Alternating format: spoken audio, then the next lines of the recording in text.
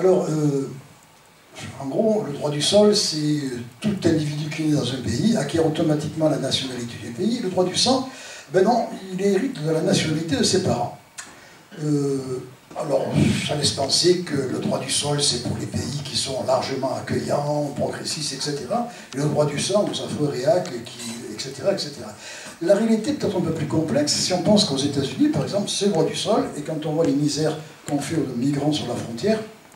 Par contre, en Allemagne, c'est le droit du sang, et Mme Merkel avait largement ouvert les frontières. Alors, effectivement, c'est peut-être un peu plus complexe, et il faut fouiller un peu dans l'histoire, dans les habitudes, dans les, comment dirais-je, toutes les péripéties qu'ont connues les pays, pour voir un petit peu ce qui les différencie, et toutes les nuances que cela peut comporter.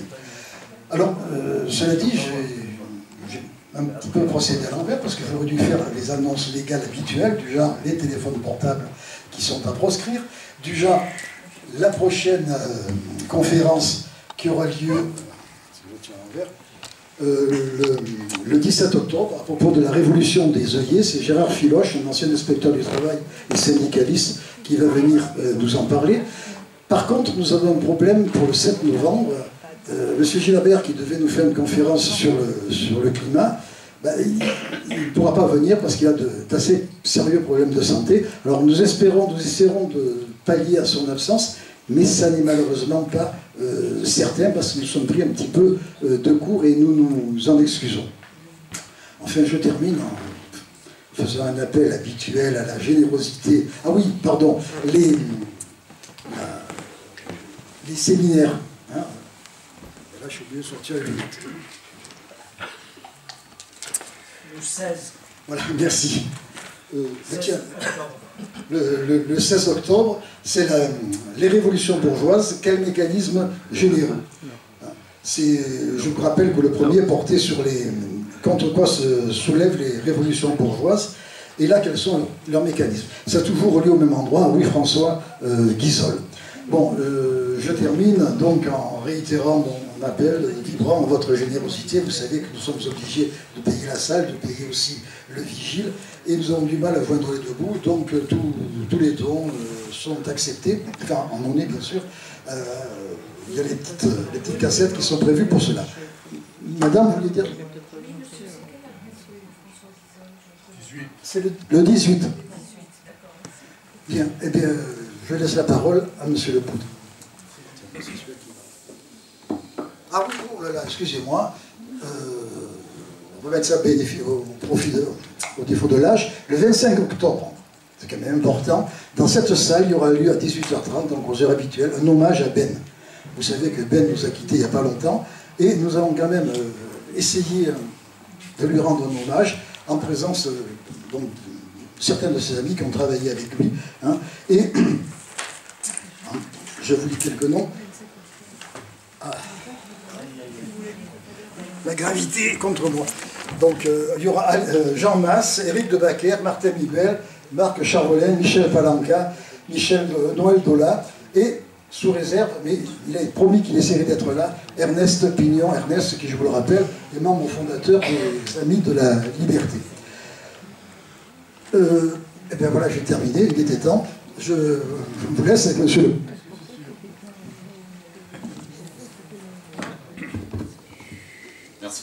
Merci infiniment, vous m'entendez bien? Bien près du micro, s'il vous plaît. Bien près du micro, s'il vous plaît, me dit-on. Est-ce que ça suffit? Je ne voudrais pas non plus me mettre en danger. Merci infiniment pour votre invitation. Je suis très honoré d'être là ce soir.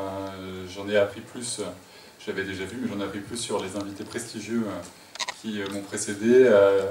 À l'initiative de cette association, je pense que c'est formidable le travail que vous faites, et c'est formidable de donner aux universitaires l'occasion de parler un petit peu de ce qu'ils font et de sortir de leurs amphithéâtres et de leurs laboratoires de recherche pour essayer de se confronter et puis de diffuser les choses qu'on apprend, les choses sur lesquelles on travaille au fil de l'année.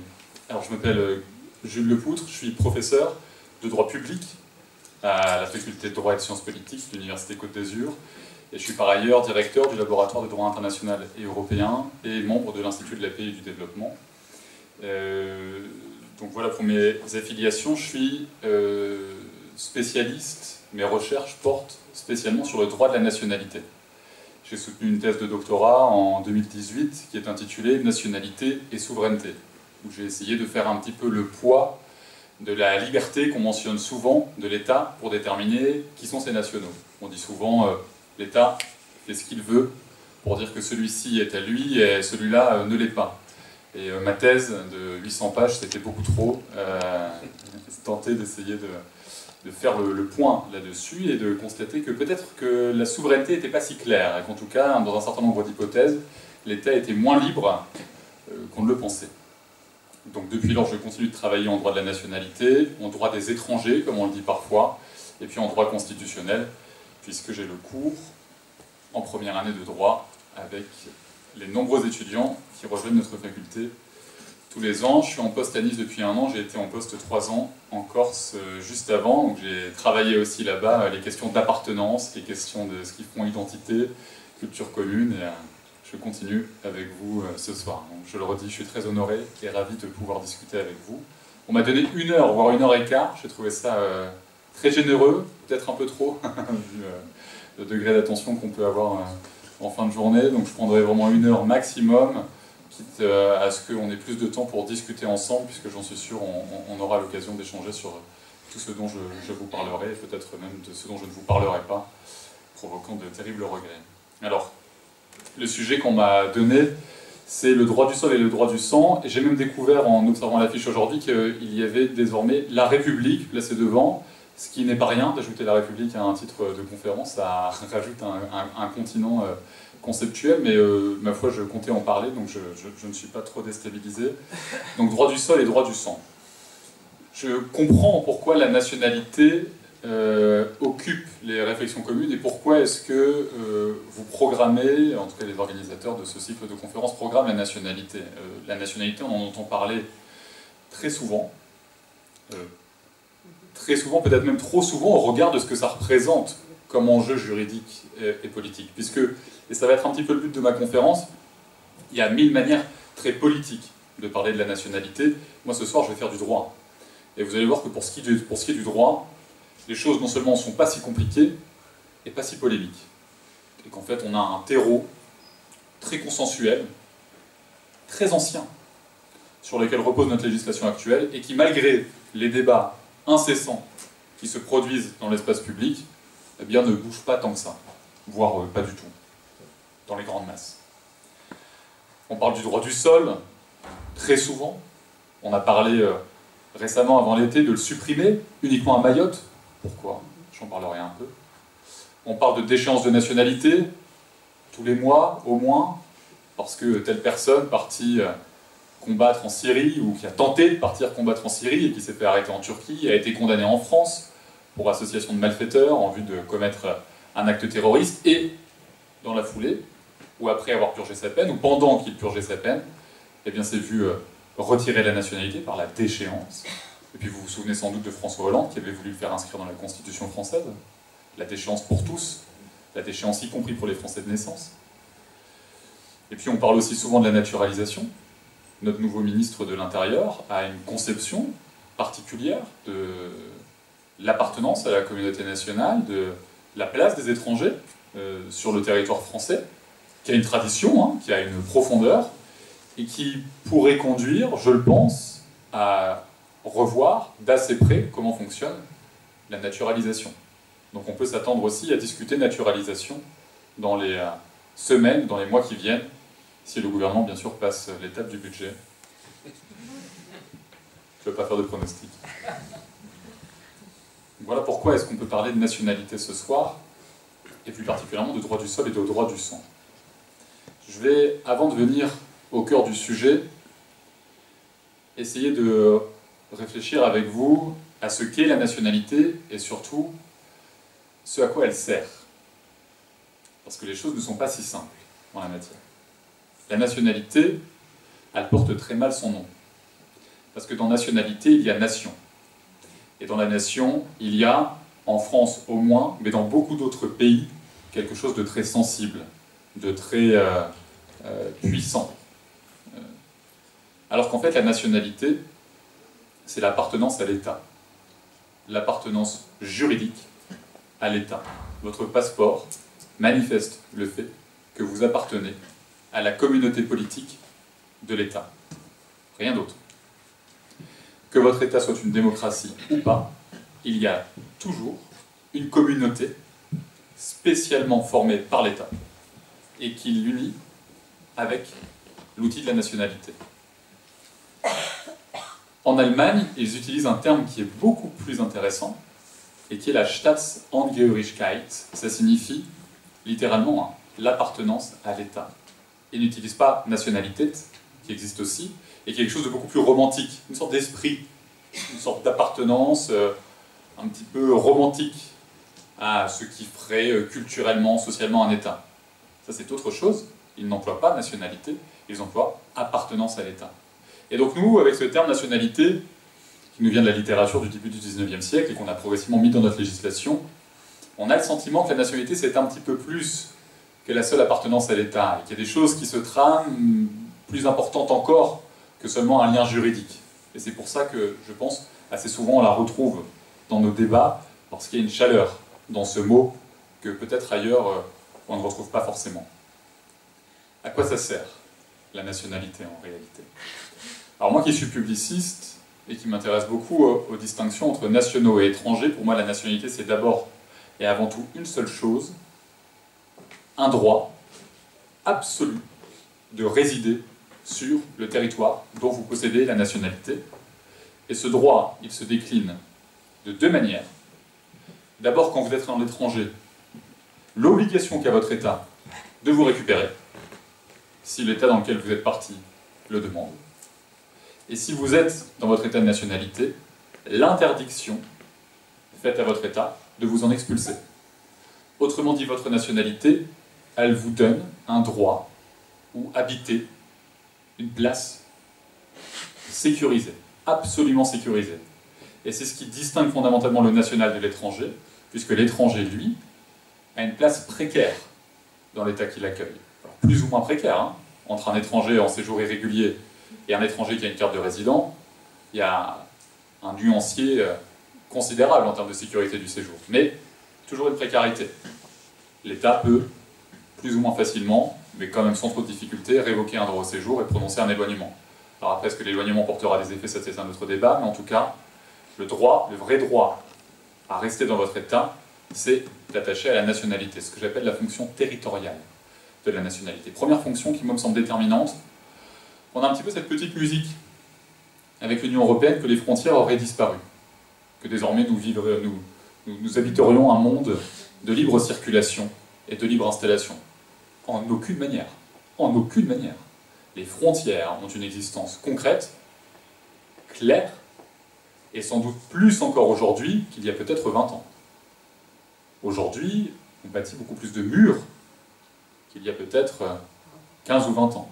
Les frontières prennent une densité, y compris au sein de l'Union européenne. L'Allemagne vient de réduire très largement la capacité à franchir ses frontières. La France le fait aussi depuis plusieurs années, etc. Donc, y compris même au sein de l'Union européenne, ça a du sens, les frontières intérieures. Je ne parle même pas des frontières extérieures, sur lesquelles achoppent, évidemment, vous le savez bien, un certain nombre de flux migratoires, de personnes. Donc les frontières ont une existence concrète, et avec les frontières, la nationalité. Parce que votre capacité à franchir ces frontières dépend de votre passeport. Et il y a des passeports d'ailleurs plus efficaces que d'autres pour franchir des frontières. Quand vous êtes américain, vous franchissez plus facilement les frontières de votre État bien sûr, mais aussi des autres États, que si vous êtes syrien. Votre passeport, certains le disent, a une puissance variable selon l'État qui l'émet. Et il y a même des classements. Alors, je vous en dirai un peu plus de ces classements, mais il y a des classements qui font un top des nationalités selon l'étendue d'accès que votre passeport vous confère en termes de dispense de visa. Par exemple, il y a beaucoup de pays, quand on est français, où vous pouvez aller sans demander un visa, pour des raisons touristiques. Hein. Si votre séjour dure moins de 3 mois, il y a un nombre considérable d'États dans lesquels vous pouvez vous rendre sans rien demander. Hein, il faudra juste passer la douane. Et les contrôles de l'immigration, on pourra toujours vous refuser l'entrée à ce moment-là, mais en tout cas, vous n'avez pas besoin de solliciter un visa. Et puis il y a votre passeport, vous devrez toujours passer au consulat ou à l'ambassade. Vous laisserez votre passeport 1 mois, 2 mois, 3 mois, Ils examineront très sérieusement votre demande, vos attaches dans votre pays d'origine, les personnes que vous allez voir dans le pays dans lequel vous souhaitez vous rendre, et vous n'êtes pas certain d'avoir votre visa. Bref, il y a des classements des passeports plus ou moins puissants. Donc le passeport est d'abord une affaire territoriale. Là où vous pouvez rester, et là où vous pouvez aller. Et je le dis en passant, mais ceux qui font ces classements sont aussi des cabinets qui vendent des passeports pour le compte des États, et qui disent d'ailleurs qu'ils vendent parfois des nationalités qui ont une bonne puissance. Il y a notamment un cabinet suisse qui vend la nationalité maltaise, et qui dit, regardez quand même ce qu'on peut vous vendre pour 700 000 €, vous donne un droit d'accès assez étendu à un certain nombre d'États. Il est quand même classé X dans le rang des passeports, etc. Bref. Bon, c'est une affaire territoriale, d'abord et avant tout, en tout cas ça c'est ma perception de juriste publiciste. La nationalité, elle a aussi bien sûr une fonction politique. Alors ça c'est propre aux démocraties. Votre passeport, votre nationalité, elle est le support de la citoyenneté. En France, vous êtes citoyen et citoyenne parce que d'abord et avant tout, vous êtes un ressortissant national. Alors on n'est pas tous citoyens, tant qu'on n'a pas 18 ans on ne l'est pas. Et puis il faut jouir, comme on le dit, de ses droits civils et politiques. En certaines circonstances, on peut être privé de ses droits politiques. Mais le principe demeure, il faut avoir la nationalité pour être citoyen ensuite. Et ça c'est une fonction considérable, puisque ce sont les citoyens qui sont appelés à élire leurs représentants, à se prononcer directement lorsqu'ils sont consultés par votre référendum, c'est plus si fréquent. Et donc, ils sont la source de la légitimité du pouvoir. L'une des sources, l'une des grandes sources de légitimation du pouvoir, en France, vient de la citoyenneté et vient de la démocratie. Sans citoyen, pas de démocratie. Et sans démocratie, pas de légitimité du pouvoir qui s'applique sur nous. Alors, ce n'est pas le cas partout. Dans certains pays, on n'a pas besoin d'avoir la nationalité pour être citoyen. C'est quand même assez rare. C'est quand même assez rare. Et puis il y a des exceptions. Dans le cadre de l'Union européenne, les ressortissants d'autres États membres de l'Union européenne peuvent pour partie exercer des droits politiques en France. Vous le savez, les ressortissants de l'Union européenne qui sont en France peuvent voter aux élections locales. Pas se faire élire, mais voter. Fonction politique, donc de la nationalité, qui n'est pas moins importante pour le juriste publiciste à nouveau que je suis. Les publicistes, alors pourquoi je dis que je suis juriste publiciste? On dit des publicistes qu'ils ont une inclinaison, un goût inconscient pour le pouvoir et l'autorité. Donc vous voyez, ce qui nous fait raisonner quand on est professeur de droit public, c'est d'abord quand les questions d'autorité et de pouvoir sont en cause, et vous le voyez bien ici, quand on parle de frontières, quand on parle de démocratie et de pouvoir, c'est davantage ce qui nous préoccupe, nous les publicistes. Troisième fonction de la nationalité, une fonction de protection. On le dit souvent, votre passeport vous protège, votre nationalité vous protège. Pourquoi? Parce que vous emportez avec vous, quand vous quittez votre pays de nationalité, vous emportez avec vous, normalement, une partie de votre État. Alors, vous n'avez pas, et je le dis pour celles et ceux qui le penseraient, ce n'est pas le cas, vous n'avez pas un droit absolu à bénéficier de la protection de votre État lorsque vous êtes à l'étranger. Si vous vous retrouvez arrêté, si vous vous retrouvez en difficulté dans un autre État, dans un État étranger, votre État de nationalité peut très bien décider de ne pas vous protéger. Mais, parce que vous êtes son national, il peut le faire. Il n'est pas obligé, mais il peut le faire. Si vous étiez à l'étranger, vous pouvez être certain que l'État ne bougerait pas un orteil pour vous, mais parce que vous êtes son national, il peut, et il l'est, bien souvent, en situation de vous protéger. On a d'innombrables cas de Français qui sont à l'étranger en difficulté, pour des raisons X ou Y, et qui profitent, qui jouissent, je le dis sans connotation, hein, mais qui profitent de la protection de l'État français, soit dans des démarches judiciaires, soit dans un accompagnement X ou Y, au rapatriement, etc., etc. Mais, je le répète, ça n'est pas un droit. C'est-à-dire que demain vous êtes en difficulté à l'étranger, vous pouvez saisir le consulat, mais pas de garantie que vous serez aidé. Mais, en tout cas, vous pourrez demander. C'est pour ça que ça me paraît moins crucial pour la nationalité, même si on en parle souvent. Et puis la dernière fonction de la nationalité qui m'intéresse un peu moins, mais qui est importante aussi, c'est la fonction civile de la nationalité. La nationalité, elle vous place sous l'empire de la législation, d'une partie de la législation civile de votre état de nationalité. Pour le mariage, pour l'adoption, pour un certain nombre d'actes liés notamment à l'état civil, eh bien ce sont les règles de votre état de nationalité qui pourront s'appliquer. Et c'est pour ça d'ailleurs qu'il y a beaucoup d'États qui s'empressent de naturaliser les individus étrangers qui sont sur leur territoire pour les placer entièrement sous l'empire de leur législation, parce que quand on est national étranger, il y a une partie de la législation de son pays d'origine qu'on a avec soi, quand les règles de l'État dans lequel vous êtes font une place à ça. Ça, c'est une question de droit international privé, dont je ne vous parlerai pas davantage, mais qui fait pousser des cheveux blancs à nos étudiants en Master 1 lorsqu'ils ont ce cours. C'est ce qui est le plus compliqué en droit, cette fonction civile de la nationalité, liée au droit international privé.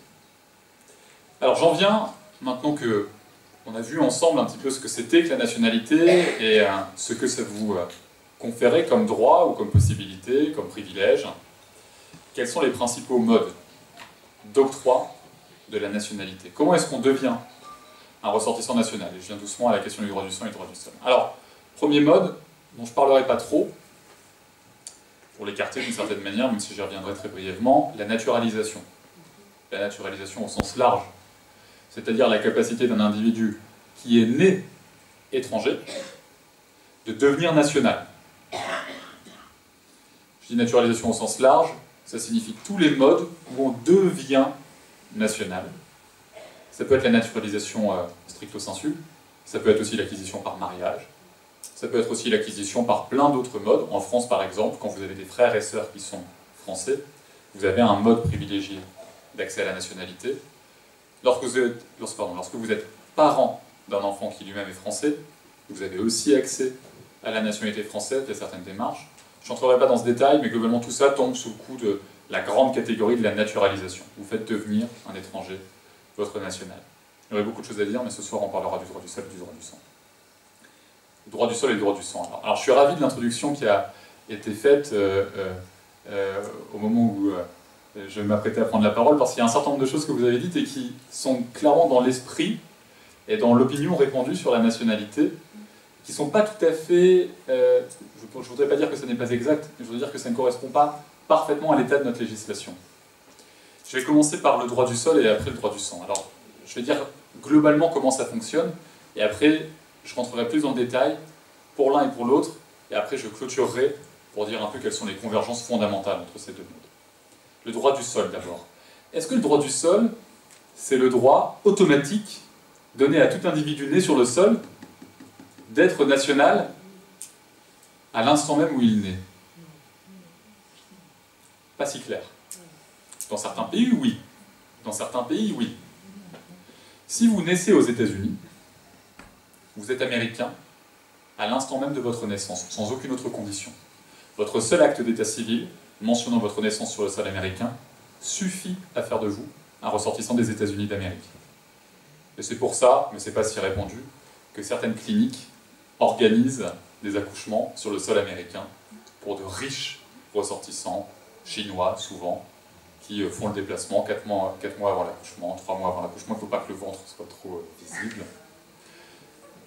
Et puis vous êtes là-bas, votre enfant né sur le sol américain, ça coûte très cher, mais votre enfant a un passeport américain. Ça se passe comme ça beaucoup sur le continent américain. Vous voulez peut-être poser une question tout de suite? Je suis ravi de prendre les questions en cours de route si elles ne sont pas trop complexes. Alors, oui. Sur ce point précis, monsieur. Attendez. Comme expliqué, pour la vidéo, on est obligé de mettre le micro parce qu'on n'arrive pas à l'enregistrement et donc ceux qui regardent nos vidéos se plaignent. Oui, ma question était donc, étant donné qu'un Chinois, par exemple, je prends chinois puisque vous l'avez pris vous-même, on ne peut pas rester sur le sol américain plus de 90 jours sans visa. Donc cette même personne doit entrer entre les 3 mois et l'expiration de ce délai. Et donc après, si elle enfante sur place, son bébé est américain. C'est bien ça. Quelle que soit sa nationalité, j'ai dit chinois, mais... Quelle que soit la nationalité des parents, quel que soit le statut des parents au moment où l'enfant naît. D'accord, donc un voyage de tourisme peut déboucher, parce qu'il y a tellement de gens qui prennent des avocats pour être américains. Voilà, ça m'a traversé l'esprit, excusez-moi encore. De rien. Non, les questions, vous répondez après, au fur et à mesure. Sinon, on vous coupe là. C'est bien, merci.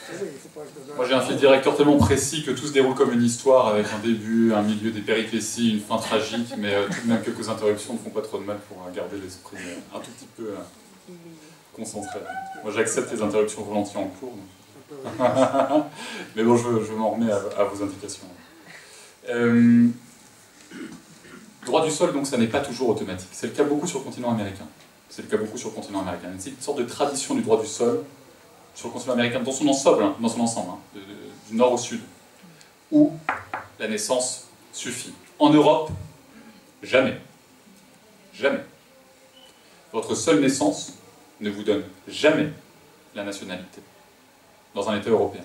Ça a été le cas il y a longtemps, en France, très longtemps. Il y a un peu moins longtemps, en Belgique, en Irlande, par exemple, c'est terminé. Terminé. Vous n'êtes jamais national à la seule condition de votre naissance. Il faut toujours ajouter des conditions supplémentaires. Et principalement cette condition, vous l'imaginez bien, c'est la résidence. La résidence de la personne intéressée ou la résidence de ses parents vont jouer un rôle fondamental pour que le sol produise des effets. Okay, j'y reviendrai très en détail. Et puis le droit du sang, c'est la filiation, l'héritage. Le fait que un parent ait la nationalité et qu'il vous la transmette. Et ça, c'est ce qu'on appelle un mode, dit-on dans la législation française, un mode d'attribution de la nationalité. Vous l'avez dès la naissance. Dès la naissance. Au moment même où vous naissez, vous êtes, par le seul fait de votre filiation, on vous transmet un certain nombre de choses, et aussi la nationalité. Alors en France, c'est un de vos deux parents. Il y a des pays où la législation est très inégale, et très genrée, où c'est la nationalité du père. Ça arrive encore, et ça pose de terribles problèmes d'apatrie, d'ailleurs. Pas en Europe. Pas en Europe. Voilà comment ça fonctionne globalement, voilà comment on devient le national d'un État. Je ne vous parlerai pas non plus de comment est-ce qu'on ne le devient plus, il y aurait beaucoup à dire sur la déchéance de nationalité, les retraits, mais bon, c'est 2 heures de conférence de plus. Pour la prochaine. Pour la prochaine, bien sûr. L'année prochaine.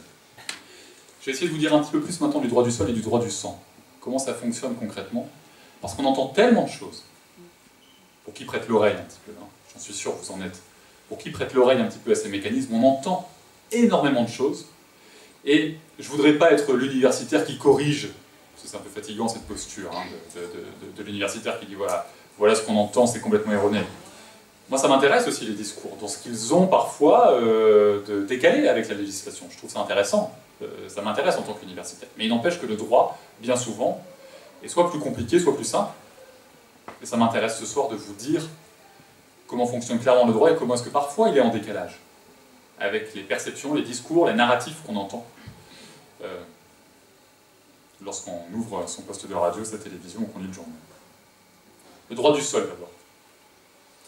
Le droit du sol, je vais vous parler surtout de la France d'abord. Le droit du sol en France, il a 2 modalités principales. Le droit du sol simple et le double droit du sol. Peut-être des choses que vous entendez, le double droit du sol et le droit du sol simple. Le double droit du sol dont on parle le plus souvent, c'est, je pense, dans la salle, celui dont on est nombreux à avoir bénéficié. Le double droit du sol, c'est le fait d'être français, quand on est français, d'un parent, pardon, quand on est né en France, d'un parent qui lui aussi est né en France. 2 naissances successives sur le territoire français, à travers 2 générations, font de vous un Français dès la naissance. Dès la naissance. C'est le mode de preuve le plus facile pour dire que vous êtes français. Qu'est-ce qui fait de vous un Français au regard de la législation? Eh bien, le fait d'être né en France, d'un parent qui lui aussi est né en France. Moi, c'est mon cas. Je suis né en France.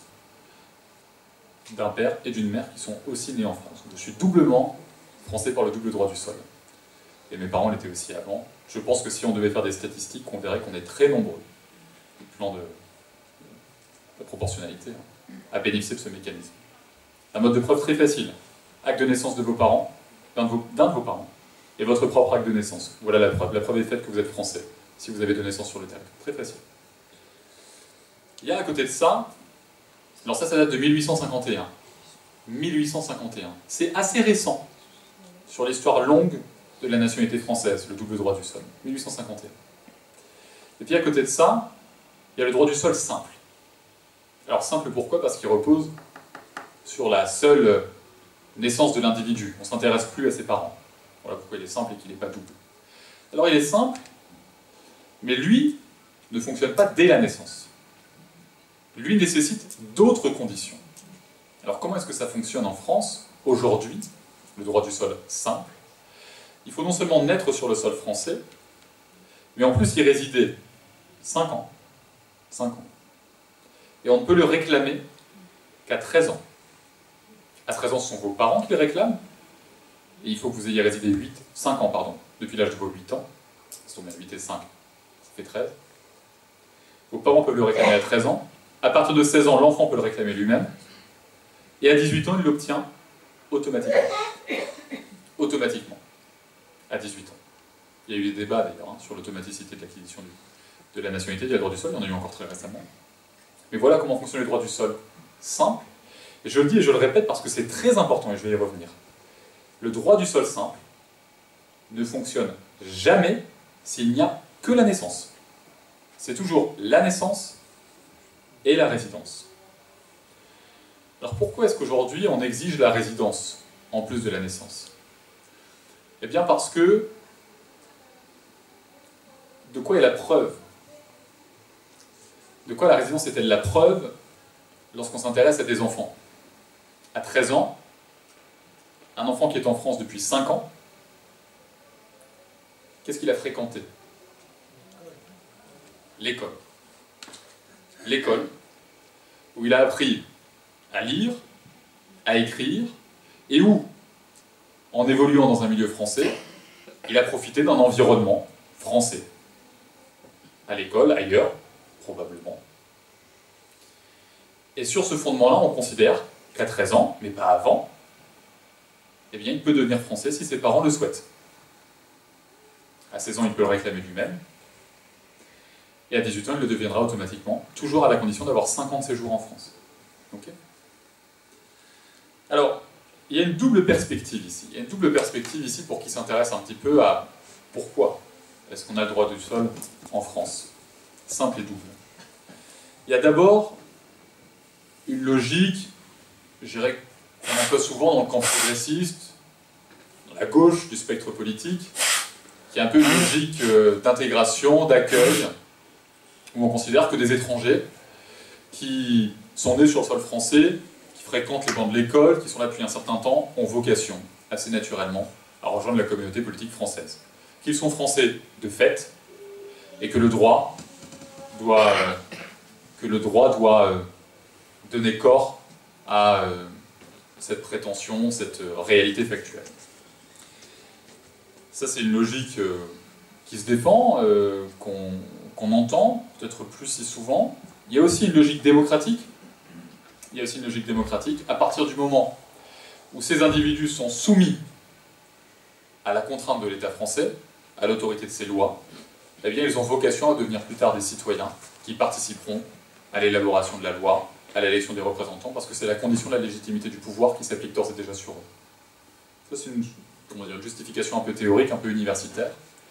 Il y a surtout, et ça on n'entend pas si souvent, une vraie logique de souveraineté. Parce que qu'est-ce que vous faites si, au fil des générations, les étrangers restent étrangers? Voilà des étrangers qui sont venus s'installer en France, qui ont donné naissance à des enfants qui sont nés sur le sol français, qui eux-mêmes vont donner naissance à des enfants qui vont naître sur le sol français. Et qu'est-ce que vous faites si aucun mécanisme ne leur donne la nationalité? Eh bien, en fait, vous allez avoir ce qu'on appelle, c'est un terme très péjoratif, mais je l'emploie quand même parce que je le trouve imagé, qu'on employait au XXe siècle, vous allez avoir ce qu'on appelle des poches d'étrangers qui vont se maintenir sur le sol national. Et ça préoccupe depuis longtemps l'État. Parce que ces communautés d'étrangers, il va se passer deux choses. D'abord, je vous l'ai dit, une partie de la législation civile va être celle de leur pays d'origine. Donc une partie de la législation française ne va pas s'appliquer à leur situation, législation civile, hein. Mariage, divorce, etc. Et puis aussi, je vous l'ai dit, la nationalité elle a une fonction de protection. Vous n'êtes jamais sûr que votre État va vous protéger, mais que vous pouvez lui demander de vous protéger. Eh bien, ces personnes qui résident en France, qui sont peut-être nés en France, de parents nés en France, d'eux-mêmes issus de parents nés en France, mais qui sont toujours étrangers, eh bien, peuvent demander la protection de leur état d'origine, dans lequel ils n'ont peut-être jamais mis un pied. Et ça inquiète l'État, qui voit ces poches d'étrangers, et qui voit dans des conférences, qui voit à l'ONU, qui voit dans des réclamations bilatérales, leur état d'origine se plaindre du traitement qui est éventuellement réservé à leurs nationaux. Et donc là, c'est une logique très concrète de souveraineté, de dire ces individus sont chez moi, ils sont chez moi depuis longtemps, je n'accepte aucun empiètement d'une puissance étrangère, ces individus sont désormais mes nationaux. Et ça, au XIXe siècle, jusqu'au début du XXe siècle, c'est un argument fondamental pour justifier le droit du sol. Le droit du sol, dans la législation française, initialement, et toujours aujourd'hui dans une certaine mesure, ça n'a jamais été conçu comme un cadeau fait aux étrangers. Pas du tout. Pas du tout. Au contraire, c'était perçu comme une manière de saisir des étrangers qui, si vous les laissiez étrangers, constituaient une menace pour votre propre souveraineté. Voilà comment on a justifié le droit du sol, le double droit du sol, 1851, et plus tard encore, le renforcement du droit du sol simple. Et puis il y a une autre logique, c'est une logique d'égalité. Pourquoi une logique d'égalité? Parce que, qu'est-ce qui différencie, dans une cour d'école, un enfant né de parents étrangers et un enfant né de parents français, dans une même école française? Souvent, ces enfants, ils parlent français. Souvent, ils ont à peu près les mêmes réactions. Ils baignent dans une culture dont on ne peut pas dénier qu'elle a un fond commun. Et souvent, d'ailleurs, ils ont des chemins, des trajectoires qui peuvent être tout à fait similaires. Et au XIXe siècle, ces enfants, qui fréquentent ensemble l'école, se retrouvent aussi ensemble à l'usine. Mais que se passe-t-il à l'usine, quand on a 18-19 ans? Les Français, où est-ce qu'ils partaient? Au service militaire, au service national. Et au XIXe siècle, attention, hein, le service national, c'est 3 ans. Et c'est la guerre assez régulièrement. Donc on part 3 ans, et puis parfois on ne revient pas. Et donc il y a des lettres de députés, et il y a même des députés qui prennent la parole à la Chambre, et qui disent, voilà ce qui se passe, je le dis pour l'anecdote. À l'usine, les Français partent faire leur service, et partent parfois faire la guerre. Et les étrangers restent à l'usine, ils passent contre-maître. Et ils épousent des Françaises. Ça, c'est un argument, je peux vous dire, qui a joué énormément pour le renforcement du droit du sol au XIXe siècle. Énormément. Donc le droit du sol, il est aussi dans une logique d'égalité. Mais vous savez, l'égalité, c'est pas toujours au bénéfice de ceux que vous saisissez par l'égalité. C'est pas toujours dans une logique de droit de l'homme et de droits fondamentaux, l'égalité. Parfois, l'égalité, on l'impose à des personnes dont l'État considère qu'ils sont dans la même situation que d'autres. Aujourd'hui, il n'y a plus de service militaire. Mais le droit du sol subsiste. Donc on a toujours aujourd'hui une égalité de droit, mais les charges qui sont attachées à la nationalité, c'est vrai, ne sont plus aussi fortes qu'auparavant. Donc disons qu'au XIXe siècle, ils proposent ça, enfin ils proposent rien aux étrangers, alors dit c'est comme ça. Vous aurez l'égalité de droit, puisque vous deviendrez des nationaux, mais attention, vous aurez aussi l'égalité des charges, l'égalité des devoirs, dit-on. Aujourd'hui, il y a moins de devoirs attachés à la nationalité.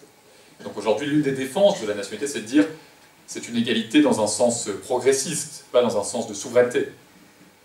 L'argument de l'égalité aujourd'hui, il a plus ces deux faces. Mais à l'époque, il les a. Et c'est fondamental.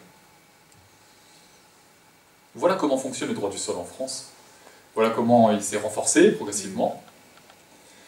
Et voilà aujourd'hui comment est-ce qu'il se justifie. Un peu de souveraineté, c'est vrai, on n'entend pas suffisamment. Je pense que c'est un argument qui doit prospérer, qui doit être entendu, y compris à gauche. Et puis un argument d'égalité, démocratique, plus progressiste. Vous voyez, le droit du sol, il est inscrit un peu dans ces deux traditions. Et il trouve sans doute son point d'équilibre. Et c'est sans doute comme ça qu'on explique qu'il subsiste, malgré les débats dont il fait l'objet. Alors je vous ai dit, le droit du sol, c'est simplement la naissance et la résidence. J'ajoute ce dernier point. Sur le droit du sol, c'est parfois plus. Si vous naissez à Mayotte, une petite île au large des Comores, à côté de Madagascar, si vous naissez à Mayotte, on va exiger une chose supplémentaire de vous, pour que vous bénéficiez du droit du sol. Simple. C'est que l'un de vos parents soit en séjour régulier au moment de votre naissance. il faut être né d'un parent en séjour régulier pour que le droit du sol produise des effets à vos 13 ans. Alors pourquoi est-ce qu'on a cette condition à Mayotte? Parce que, et ça je me permettrai d'être critique là-dessus, parce que scientifiquement ça n'est pas établi, parce que on considère, sans aucune étude, que le droit du sol à Mayotte est à l'origine du déplacement des populations de l'archipel d'à côté, des Comores. Et qu'en fait les populations comoriennes viennent à Mayotte, pourquoi? Pour donner naissance à des enfants qui deviendront français, par le seul fait de leur naissance. Mais le droit du sol, vous l'avez compris, vous le saviez sans doute déjà, ne produit pas d'effet dès la naissance. Jamais d'effet avant les 13 ans de l'enfant. Comment est-ce qu'on peut se mettre sur une pirogue ou sur je ne sais quoi, franchir la mer, pour donner naissance à un enfant qui dans 13 ans pourra acquérir la nationalité, et à ce moment-là seulement, parce que parent d'enfant français, vous pourrez peut-être régulariser votre séjour. Il faut être un petit peu raisonnable ici. Quand on décide de quitter son pays, on n'élabore pas des stratégies à 13 ans. On quitte son pays pour rejoindre sa famille, on quitte son pays pour améliorer sa condition économique. Il y a deux grands facteurs de migration. On ne quitte pas son pays pour dans 13 ans, éventuellement, permettre à son enfant d'avoir la nationalité française. Ça n'a aucun sens. Il n'y a aucune étude qui a démontré que les ressortissants comoriens gagnaient la France pour le droit du sol. Alors, certains disent, oui mais ils pensent que le droit du sol fonctionne comme ça. Et oui, mais on ne change pas sa législation, ou on ne modifie pas sa législation, parce que certaines populations étrangères ne la comprennent pas. Je veux dire, on marche sur la tête. Et l'abrogation du droit du sol, qui était discutée avant l'été, reposait exactement là-dessus. Eh bien, abrogeons le droit du sol, comme ça, on cessera d'attirer les populations comoriennes. Ben, moi, je prends les paris, on abroge le droit du sol, résultat, influence sur les flux migratoires en provenance des Comores, zéro. Sûr et certain.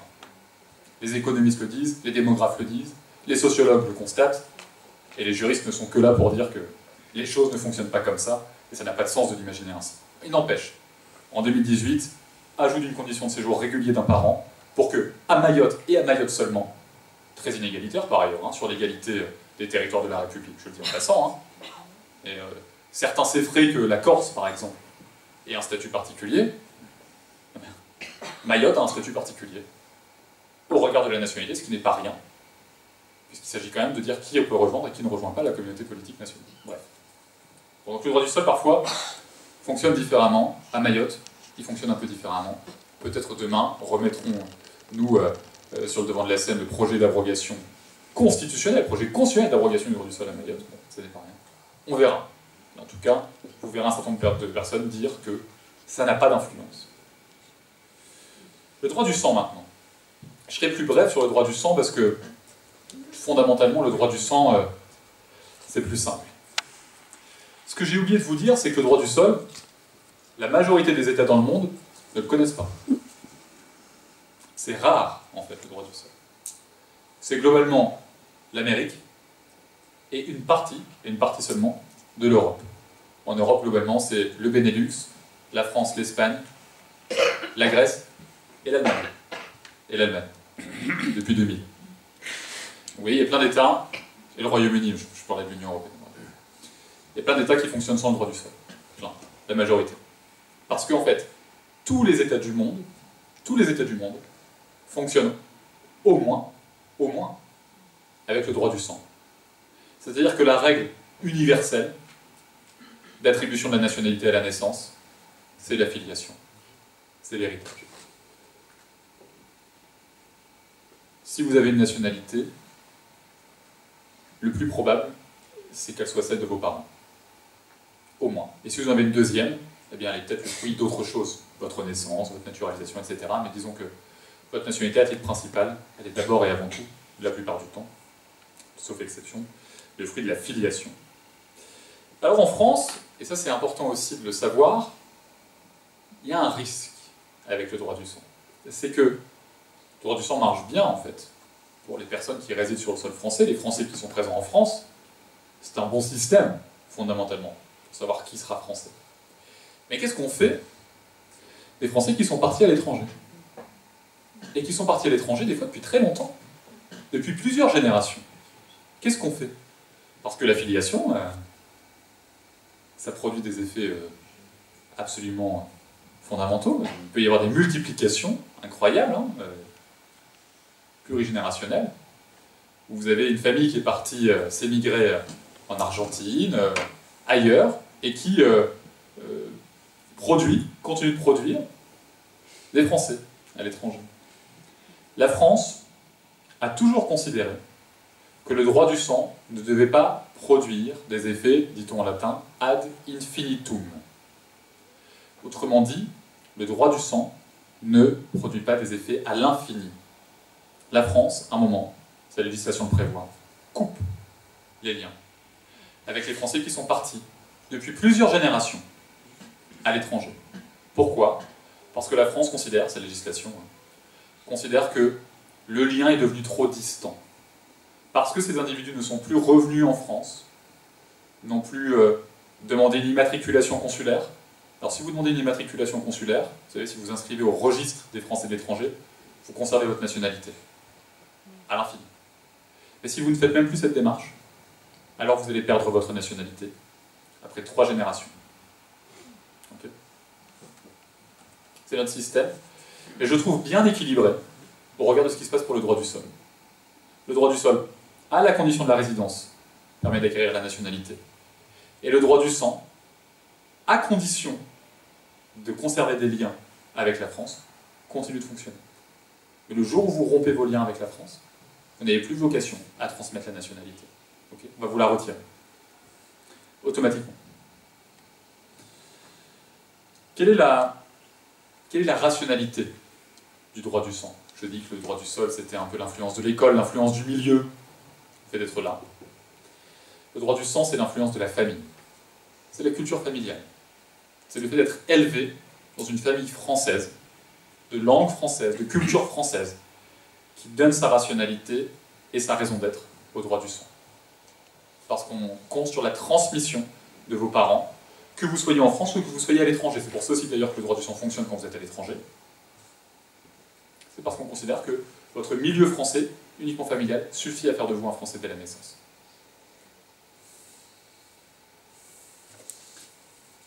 Alors on pourrait avoir le sentiment ici que finalement on est sur des modèles différents. Alors, vous l'avez un petit peu dit dans votre mot introductif, il y a un récit de l'opposition entre droit du sol et droit du sang. À quoi il tient ce récit? Il tient souvent dans une opposition entre 2 pays. La France d'une part, l'Allemagne d'autre part. Alors que dit-on? La France, ouverte et généreuse. Vous connaissez le fameux discours de Renan. Qu'est-ce qu'une nation? Le désir, le vivre ensemble, etc. Et puis de l'autre côté, l'Allemagne, ethnique, plus fermée. La France, terre d'immigration. L'Allemagne, terre d'émigration. Et puis d'un côté, le droit du sol, français, et de l'autre côté, le droit du sang, allemand. Voilà un petit peu le narratif dans lequel on baigne à l'école. Je me souviens qu'on m'a expliqué ça au lycée. J'ai lu des livres qu'il expliquait et qu'il défendait encore, des livres de professeurs d'histoire. En réalité, les choses sont plus compliquées que ça. Elles sont plus entremêlées, entrecroisées. Il y a une part, bien sûr, de vérité, hein. Mais disons que ça n'est pas si vrai, ou qu'en tout cas, ça n'est plus si vrai. Sur le caractère ethnique du droit du sang. Parce qu'évidemment, si la règle, c'est la transmission par les parents, évidemment qu'on est ici sur une dimension un peu ethnique.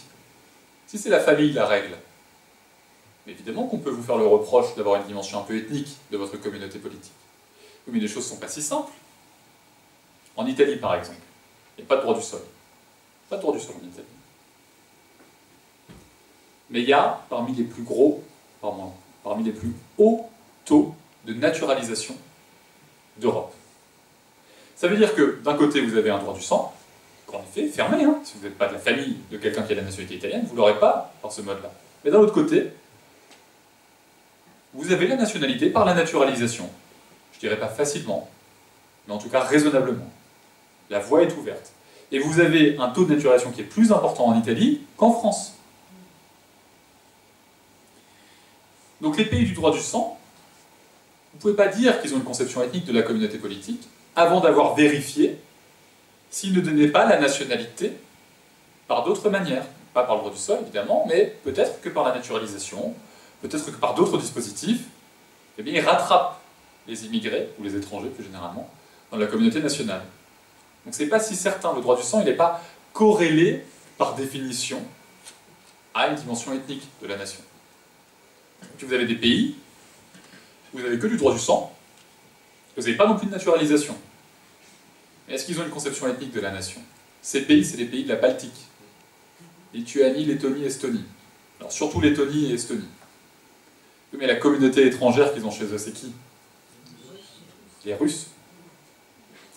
Et donc ces pays-là vous disent, oui, mais si on est là, je ne suis pas en train de porter de jugement, je vais dire un mot rapidement, mais ces pays-là vous disent, si j'intègre ces communautés étrangères dans ma nationalité, donc dans ma citoyenneté, je change la constitution de ma communauté politique, et je renverse potentiellement ce qui pour moi est constitutionnel, c'est-à-dire une orientation, une inclinaison vers l'Europe plutôt que vers la Russie. Et donc ces pays-là vous disent, moi je ne peux pas naturaliser. Je ne peux pas les intégrer dans ma communauté politique. C'est une question d'équilibre de ma communauté politique. Mais je leur ouvre beaucoup de droits, mais pas les droits politiques, qui ne sont pas nationaux, ne sont pas citoyens, mais ils ont une quasi-nationalité, qui n'est pas la nationalité. Donc, vous voyez, les choses sont toujours un peu plus complexes. Les choses sont toujours un peu plus complexes. Pas parce qu'il n'y a pas de droit du sol que vous êtes forcément dans une dimension ethnique et excluante de votre communauté politique. C'est plus compliqué. Il faut regarder la naturalisation d'une part, il faut regarder d'autres dimensions qui sont un peu plus géopolitiques. Ce qui est blanc. Sur l'idée que il y a uniquement une opposition qui s'est faite entre la France et l'Allemagne, la France généreuse et l'Allemagne ethnique et restrictive. C'est un débat qui prend corps au XIXe siècle, deuxième moitié du XIXe siècle. Pourquoi est-ce que l'Allemagne a le droit du sang? Eh bien parce qu'elle a recopié le Code civil français en Prusse. La Prusse a recopié le Code civil français. C'est les travaux de Patrick Weil qui l'ont montré. La Prusse a recopié le Code civil français, dans lequel, en 1804, le droit du sang est le principe fondamental. Il existe un peu de droit du sol, c'est pas du tout au cœur de la législation à cette époque-là. Ça existe, mais c'est pas le principe fondamental. Alors la Prusse, en bon élève, recopie ce qui est le principe fondamental, le droit du sang. Et puis l'Allemagne, unifiée, fait cette règle, son mode normal de fonctionnement. Pourquoi est-ce qu'elle le fait? Mais parce que la France l'a fait avant elle. Circulation des modèles. Donc l'Allemagne ethnique contre la France généreuse, c'est avec notre propre législation qu'on lui ferait ce reproche. Il faut un petit peu observer les choses avec du recul de l'historien. Et puis les choses changent. Les choses changent. L'Allemagne, pendant longtemps, n'a connu que le droit du sang. C'est vrai. Et une naturalisation assez compliquée à avoir. C'est vrai aussi.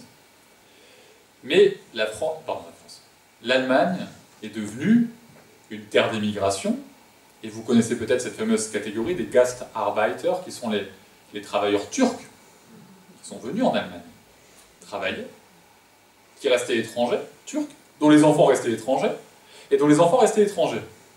Et l'Allemagne en 2000 a dit, ça n'est plus possible, ça n'est plus possible. L'Allemagne en 2000 a créé le droit du sol, pour la première fois dans sa législation. Mais l'Allemagne a dit une chose que d'autres pays en Europe disent aussi, nous ne voulons pas de plurinationaux. Nous ne voulons que des gens qui ont une nationalité. Donc ces enfants, nés en Allemagne, pourront acquérir la nationalité allemande, mais à la condition de quoi? De renoncer à leur nationalité turque, ou autre, mais principalement turque. C'est ce qu'on appelait le modèle de l'option. Eh bien, vous devrez prendre une option, choisir, entre l'Allemagne et la Turquie. Donc c'est facile d'ouvrir le droit du sol. Si après vous demandez de choisir, bon, ça ne fonctionne pas forcément de manière très étendue. Progressivement, l'Allemagne a renoncé, en 2014 par petites touches, et en 2024, cette année, à lever toutes les restrictions en matière de plurinationalité. Maintenant, l'Allemagne tolère que vous ayez plusieurs nationalités. Donc l'Allemagne, en 24 ans, a fait une mue complète sur un modèle beaucoup plus ouvert, il faut bien le dire, aux étrangers et à leur intégration dans la communauté politique. Donc vous voyez, même cette opposition entre la France et l'Allemagne est complètement à relativiser. Aujourd'hui, franchement, hein, si on observe la législation française et la législation allemande, très peu de différence.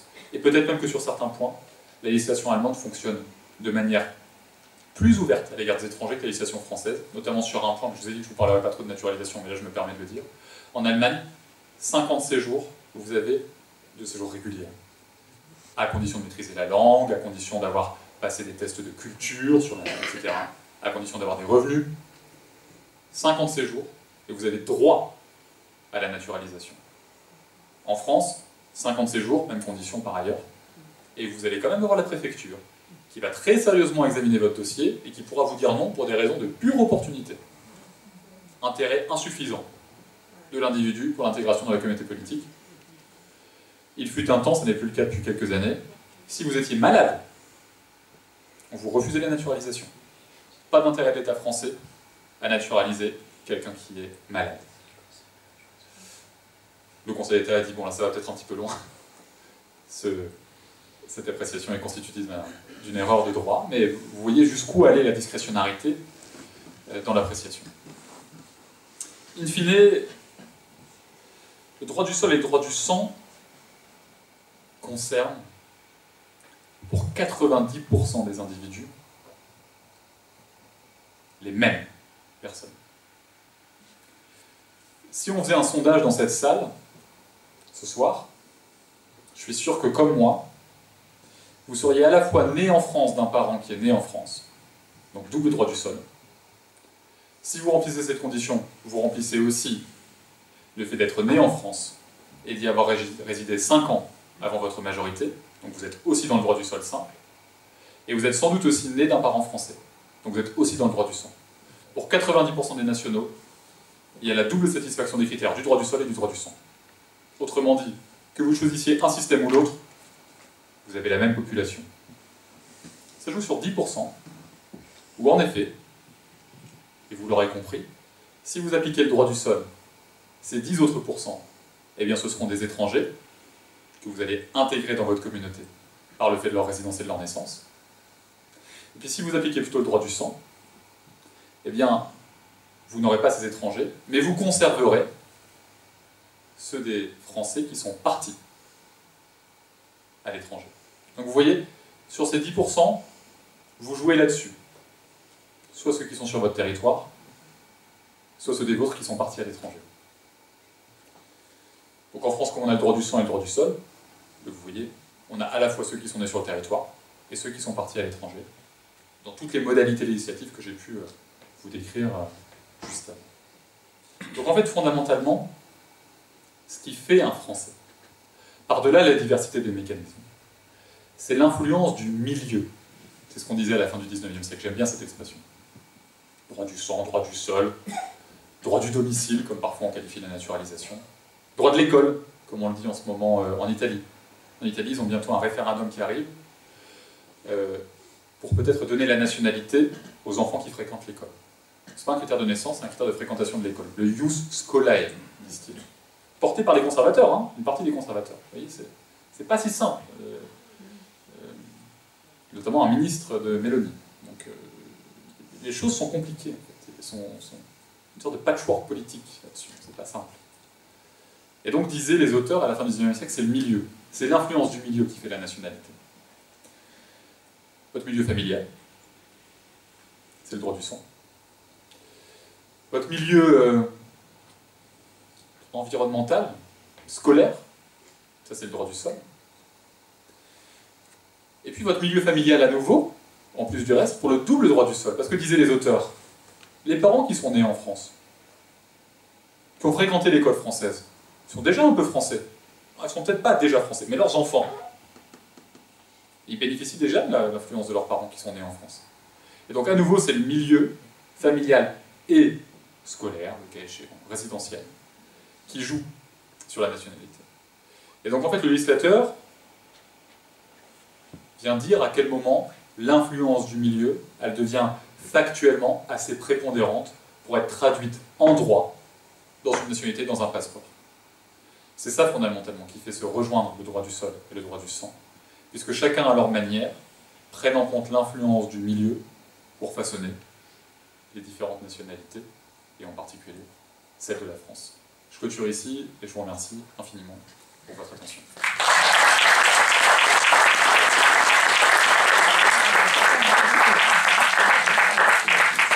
Merci de... vous avez apporté beaucoup d'éléments de réflexion. Donc maintenant, la parole est au public. Alors, je vois plein de mains qui se lèvent. Alors, il y a monsieur, madame.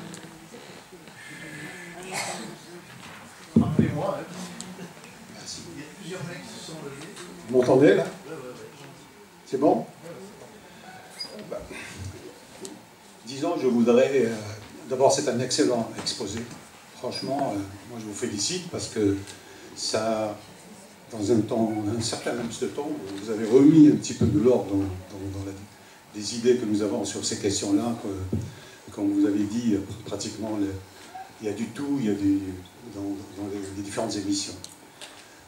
Je me sens obligé de porter un témoignage pour pouvoir donner un exemple d'un cas de quelqu'un qui a été naturalisé.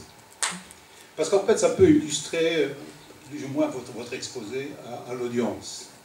Je ne sais pas si je suis le seul naturalisé, parce que vous avez dit tout le monde, donc toujours est-il. Pas tout le monde, même. Toujours est-il. Mon cas est assez particulier, d'ailleurs je vais l'illustrer en deux exemples.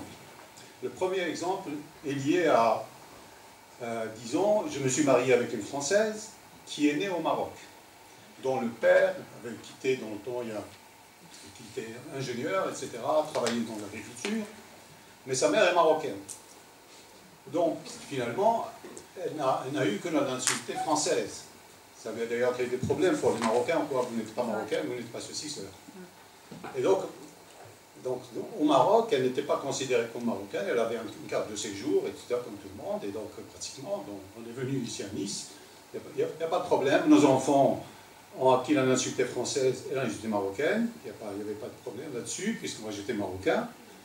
Et donc, bon, voilà. Ça, c'est un exemple de Français qui sont partis et qui n'ont pas pu, dans la filiation, n'ont pas pu avoir la nationalité du pays. Le deuxième exemple que je peux vous donner, qui va illustrer un petit peu ce que vous avez dit avec la valeur du passeport. Donc, je suis double nationalité, marocaine et français. J'étais en mission en Égypte il y a 3 ou 4 années, avec tous les problèmes de sécurité qu'il y avait en Égypte, et je suis rentré avec le passeport français.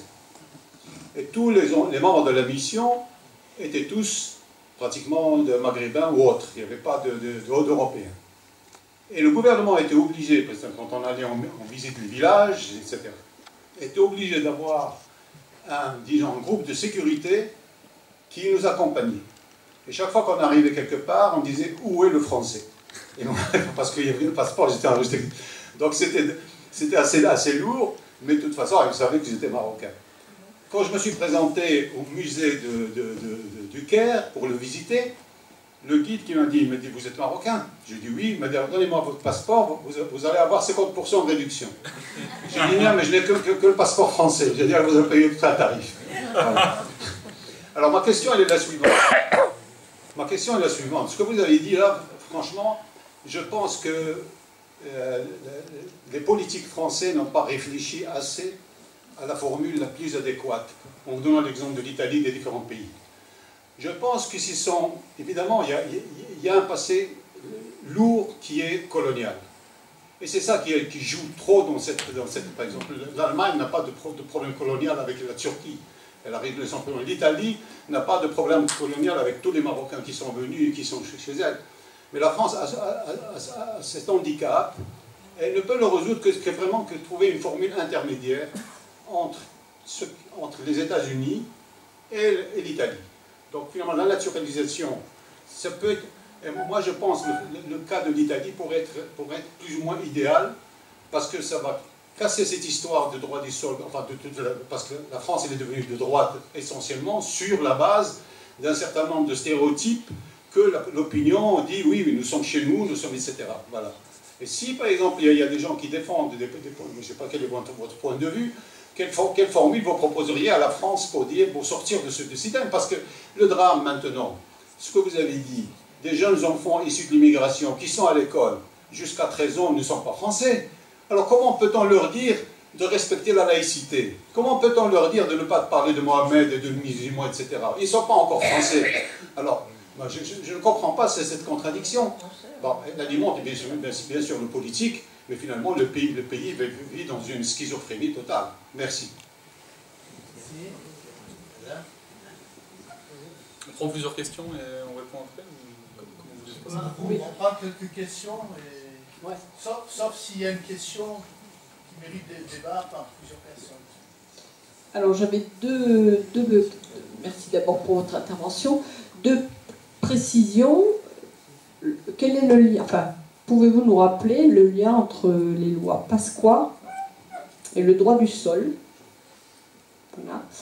Et d'autre part, vous avez parlé des jeunes qui à 18 ans acquièrent la nationalité française, mais c'est pas si simple. Il faut qu'ils la demandent. C'est automatique comment? Je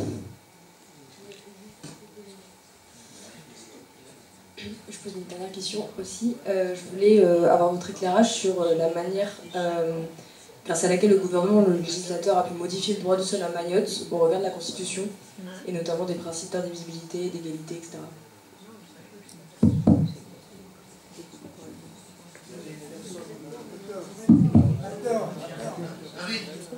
Ça fait beaucoup là. Ça commence un peu à faire beaucoup quand même. Hein. Je ne voudrais pas faire de dessus. Après, je peux organiser tout en deux parties, deux sous-parties, mais...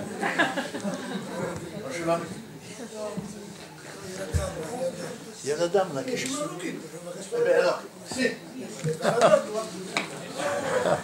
mais cette dame a demandé, alors Henri. Je l'ai vu. Ouais, j'ai fait. Ah, je réponds. Pardonnez-moi. Alors, la question coloniale. La question coloniale est en effet d'une importance fondamentale. Moins aujourd'hui quand on observe la législation. Mais c'est vrai que dans les années 90, la loi Pasqua, je vais y venir. Enfin, la loi Pasqua-Méhaignerie. La loi Méhaignerie, en réalité. On l'appelle toujours la loi Pasqua. Fermer le droit du sol, le double droit du sol, aux ressortissants de pays colonisés qui avaient accédé à l'indépendance. C'est-à-dire qu'à partir du moment où on a considéré qu'être né dans un pays colonisé qui avait accédé à l'indépendance n'était plus réellement constitutif d'une naissance en France, même si à l'époque de votre naissance, c'était la France. Donc à un moment, ça a été assez fondamental. C'est-à-dire qu'il y a une rupture avec notre histoire coloniale. C'est-à-dire maintenant, on remet les compteurs à zéro. Je ne rentrerai pas dans les détails de savoir comment est-ce qu'on demande aux enfants de respecter la laïcité avant leurs 13 ans. Je dirais juste une chose, c'est pas parce qu'on est ressortissant d'un pays étranger qu'on ne doit pas respecter les impératifs de laïcité, parce que les impératifs de laïcité sont constitutifs d'obligations générales qui s'imposent à toutes et à tous, hors critères de nationalité. C'est-à-dire que ces enfants soient maintenus dans une nationalité étrangère ou au contraire inscrits plus vite dans une nationalité française ne change rien à cette obligation qui pèse sur tous les élèves du public. Alors, la loi Pasqua et le droit du sol automatique, excellente question. Il y a eu des débats exceptionnels sur le droit du sol dans les années 80. Alors ça, on n'est peut-être pas passé loin de l'abrogation du droit du sol dans les années 80. En 86, le groupe majoritaire du RPR dépose un projet de loi qui vise à abolir le droit du sol. Et le Front National de Jean-Marie Le Pen forge à l'époque son fameux slogan « La nationalité, ça s'hérite ou ça se mérite ». Alors quand ça s'hérite ou que ça se mérite, il n'y a pas de naissance. Hein. Le droit du sol n'existe pas. Dans le programme, et encore aujourd'hui d'ailleurs, du Rassemblement National, il n'y a pas de place pour le droit du sol. Donc, dans les années 80, il y avait vraiment, dans un certain nombre de partis politiques, cette volonté d'en finir avec le droit du sol. Il s'est passé quoi ? Il y a eu ces grandes manifestations, vous savez, dans le cadre de la réforme des universités, la loi de Vaquet, la mort de Malik Oussekine, et dans ces manifestations, SOS Racisme avait inscrit aussi la défense du droit du sol. Il y a une sorte de convergence des mots d'ordre estudiantins pour défendre l'accès à l'université, la forme de l'université de l'époque, et le droit du sol, face au projet de réforme. Quand Malik Oussekine est mort, Jacques Chirac a dit terminé pour la réforme de l'université, moratoire sur la réforme de la nationalité. Moratoire jusque quoi? Jusque la constitution d'une commission des sages qui était présidée par Marceau-Long, vice-président du Conseil d'État, et qui a rédigé un rapport publié en 88 qui s'appelait « Être français aujourd'hui et demain ». Conclusion de ce rapport, en lien avec les préconisations d'une partie de la droite, qui était plutôt modérée sur le droit du sol, préconisation de ce rapport, il faut que le droit du sol cesse de fonctionner de manière automatique, et il faut désormais que les jeunes manifestent leur volonté de devenir français, pour le devenir. Alors c'est ce que je vous expliquais, à 13 ans, les parents, dès 16 ans, l'enfant, donc il y a des réclamations, à 18 ans, en revanche, automatique, et je vais y revenir. Eh bien, eux disaient, ça ne doit plus être automatique. Il faut, dans tous les cas, qu'il y ait une démarche volontaire, symbolique de l'individu, pour qu'il puisse acquérir la nationalité du fait de sa naissance et de sa résidence en France. En 1993, la loi Pasqua-Méhaignerie met en place cette préconisation, et met donc fin à l'automaticité du droit du sol, qui était la règle depuis 1889, qui était en gros la règle des régimes républicains. Et la gauche, à cette époque-là, dit d'ailleurs que c'est une atteinte aux principes républicains, que la République a toujours conféré automatiquement la nationalité par le droit du sol, et le Conseil constitutionnel lui a dit aux députés et aux sénateurs socialistes, non, non, ça n'est pas un principe républicain, ce n'est pas un principe fondamental reconnu par les lois de la République, donc un principe constitutionnel, l'automaticité n'est pas constitutionnellement garantie. En 1993, donc, on met fin à l'automaticité. En 1998, la loi Guigou l'a rétablie. Donc aujourd'hui, on est à nouveau dans l'automaticité. Mais la loi Intégration et Immigration, la loi Darmanin, avait mis fin à l'automaticité. Mais le Conseil constitutionnel a retoqué ces dispositions, considérant qu'elles n'étaient pas en lien avec l'objet initial de la loi. Cavalier législatif. Alors je le dis en passant, les dispositions étaient inapplicables. Le législateur avait pris des dispositions qui étaient en contradiction totale avec d'autres parties du Code civil, ça n'aurait pas pu fonctionner. Ça n'aurait pas pu fonctionner. Alors après, moi je considère parfaitement légitime qu'il y ait un débat sur comment est-ce qu'on devient français, et si demain le législateur dit qu'il faut manifester sa volonté pour devenir français, c'est son droit. Mais par contre, il faut le faire dans des conditions de sécurité, pour ceux qui voudront manifester leur volonté. Parce que dans le cadre de la loi Pasqua-Méhaignerie, on s'est rendu compte qu'il y avait des trous dans la raquette, et qu'il y avait des enfants qui n'avaient pas compris qu'ils devaient désormais manifester leur volonté, et qui sont de coup devenus, et qui sont restés étrangers, alors même qu'ils avaient le souhait de devenir français. Donc, si on met en place la manifestation de volonté, si on considère que symboliquement c'est pertinent de manifester sa volonté pour devenir français par le droit du sol, il faut être absolument intraitable sur le fait que tous les enfants soient en pleine connaissance de cette situation, puissent faire un choix éclairé, ils décident oui ou non, mais par contre ils sont en situation de faire leur choix. Savoir pour moi, sur le plan juridique, c'est indiscutable. Après le reste, c'est autre chose. Alors automatique, vous avez raison, c'est jamais complètement automatique, il faut bien aller retirer son passeport ou sa carte d'identité. Et c'est à ce moment-là qu'on donne les preuves de sa résidence sur les 5 ans avant sa majorité. Donc c'est pas complètement automatique, dans le sens où on ne va pas vous envoyer un passeport à votre domicile, mais c'est automatique dans le sens où vous n'avez pas besoin de manifester votre volonté auprès de la préfecture comme condition pour acquérir la nationalité. Vous avez juste besoin de donner les règles, les éléments de preuve, de la même manière que vous, quand vous réclamez votre passeport, donc vous renouvelez votre passeport, vous renouvelez votre carte d'identité, vous devez potentiellement donner votre acte de naissance et l'acte de naissance de vos parents, par exemple, pour montrer que vous êtes dans le cadre du double droit du sol et que vous êtes bien français. Ce sont des règles de preuve, ce ne sont pas des conditions mises à l'acquisition de la nationalité. C'est un peu différent. Le droit du sol uniquement à Mayotte, j'espère que je ne suis pas trop long. Le droit du sol uniquement à Mayotte. Alors ça, c'est une vraie question. Pourquoi comment est-il possible que ça ne fonctionne comme ça qu'à Mayotte? Quid de l'indivisibilité de la République et de l'égalité des différents territoires? Il y a un article dans la Constitution, spécial à l'outre-mer, qui dit que là-bas, on peut adapter la législation aux contraintes et spécificités de ces territoires.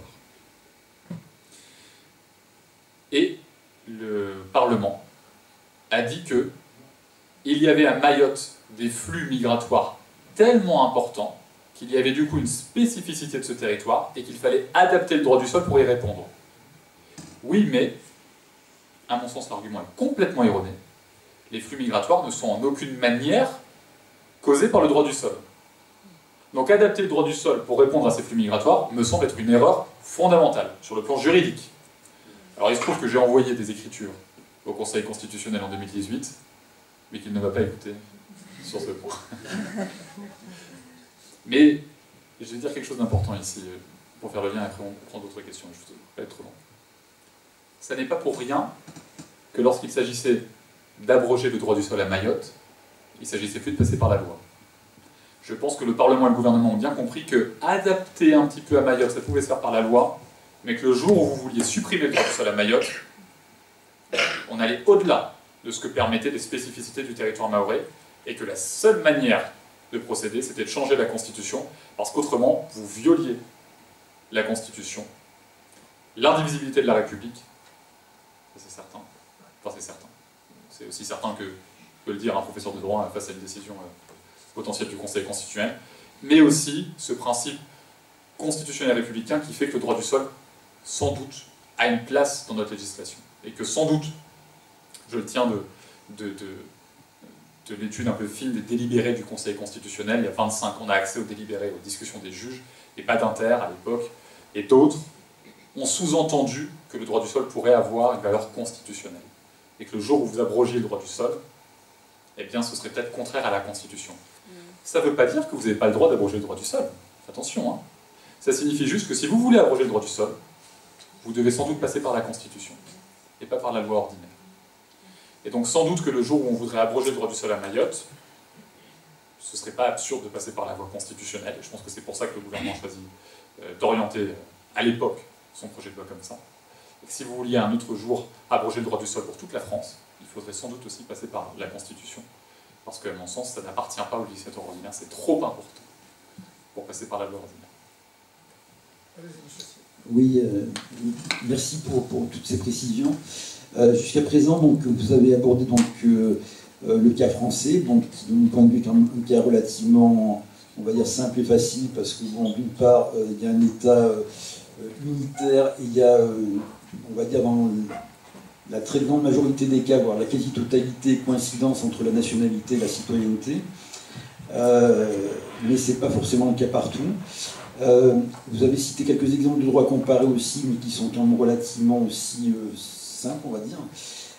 Si on se tourne, on va dire, vers l'Orient compliqué, un Orient qui est particulièrement compliqué, explosif en ce moment, je pense notamment, disons, à la situation de la citoyenneté, de la nationalité et des nationalités au niveau de la zone Israël-Palestine, avec les particularités, c'est-à-dire les frontières d'Israël de 1948, les territoires occupés en 1967 et éventuellement le territoire annexé en 1973. À ce niveau-là, donc, est-ce que et aussi la conception de la nationalité et de la citoyenneté dans le ou les droits palestiniens, sachant qu'il n'y a pas forcément les mêmes conceptions dans le droit de l'autorité palestinienne et dans le droit du Hamas. Donc est-ce que cette situation complexe n'explique pas en grande partie, on va dire, le caractère explosif et très difficilement conciliable des pistes de solutions? Je vais faire très vite, juste peut-être pour cette question. D'abord, je me réjouis infiniment que vous ayez trouvé très simple tout ce dont j'ai parlé depuis tout à l'heure. C'est pas si fréquent quand on parle de nationalité. Et ensuite, je me permets juste de le dire, j'ai aucune connaissance sur le droit de la nationalité palestinien. Aucune.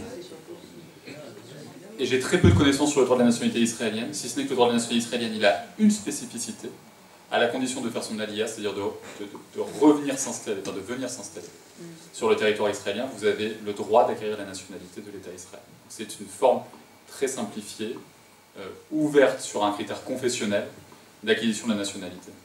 Après, moi, j'aurai aucune précision et aucune analyse pertinente ce soir sur les questions éminemment importantes et explosives, comme vous le disiez, que vous posiez très justement. Oui, moi j'ai une question, disons, assez étroite. Je ne savais pas que le droit du sol ne s'appliquait qu'au bout de à 13 ans. Et je pensais par exemple à un petit voisin qui est né en France, dont les parents sont syriens, donc qui ont fui la Syrie.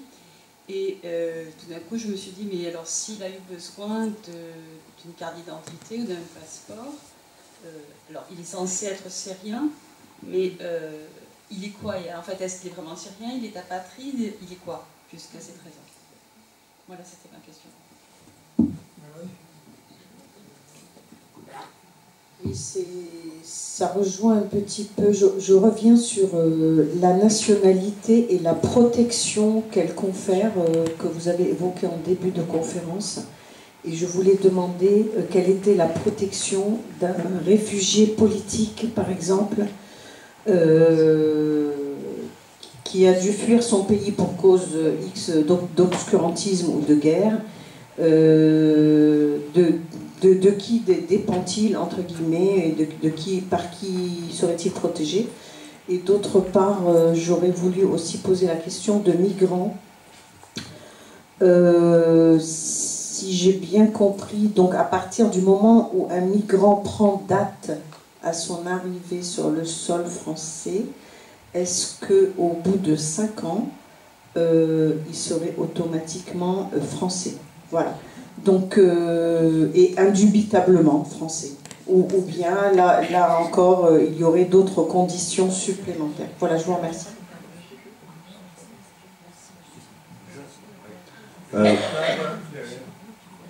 Bonsoir monsieur. Mon ami et moi sommes en prépa littéraire. Vous n'êtes pas sans savoir que les thèmes de l'ENS de cette année sont exilés, immigrés et réfugiés en France de 1845 à 1970.